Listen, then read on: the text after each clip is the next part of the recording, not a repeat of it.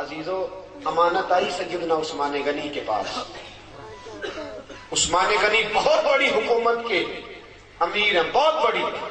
2000 آدمی آ گیا شر پسند. اس نے آ کے حضرت عثمان غنی کے گھر کا گھیرا چاروں طرف سے تنگ کر لیا. حضرت عثمان غنی سے انہوں نے مطالبات شروع کر دیے. شر پسند لوگ تھے. انہوں نے کہا کہ عثمان آپ خلافت چھوڑ دیں. حضرت عثمان غنی نے فرمایا کیسے چھوڑ دوں؟ میرے رسول پاک نے فرمایا تھا عثمان اللہ تجھے ایک قمیض پہنائے گا، لوگ اتارنا چاہیں گے پر کبھی نہ اتارنا. فرمایا حضور نے فرمایا تھا نہ چھوڑنا، میں کیسے چھوڑ دوں؟ چاروں طرف سے گھیرا انہوں نے ڈالا ہے مکان کا. امام حسین پہ 3 دن پانی بند ہوا ہے. حضرت عثمان غنی پہ 40 دن پانی بند رہا. 40 دن نہ کھانا کھایا نہ پانی پیا. لوگ کہنے لگے عثمان بھوک پیاس نہیں لگتی؟ فرمایا بھوک لگتی ہے تو خدا کا ذکر کرتا ہوں، پیاس لگتی ہے تو قرآن کی تلاوت کرتا ہوں. اللہ میری بھوک اور پیاس ختم کر دیتا ہے. 40 دن کہ میں نے کہا کہ بڑی پرانی ہے کربلا، بڑی پرانی. 40 دن پانی بند رہا. حضرت علی اور حضرت امام حسین کے لیے تو جناب عباس پانی لے کے آئے تھے. حضرت عثمان غنی کے لیے جناب علی پانی کا مشکیزہ لے کے آئے. حضرت علی پانی کا مشکیزہ لے کے آئے اور جب پہنچے دروازے پہ تو ایک ظالم نے تیر مارا، مشکیزہ پھٹ گیا، پانی بہہ گیا. حضرت علی المرتضیٰ کہنے لگے مجھے عثمان نے منع کر دیا تم سے لڑنا نہیں، ورنہ تم 2000 ہو. 2000 کے لیے تو علی اکیلا ہی کافی ہے.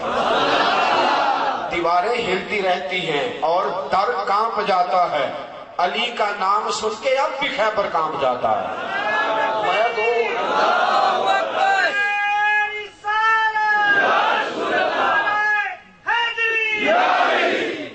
میرے عزیزو سنو، بات بڑی آگے بڑھ گئی.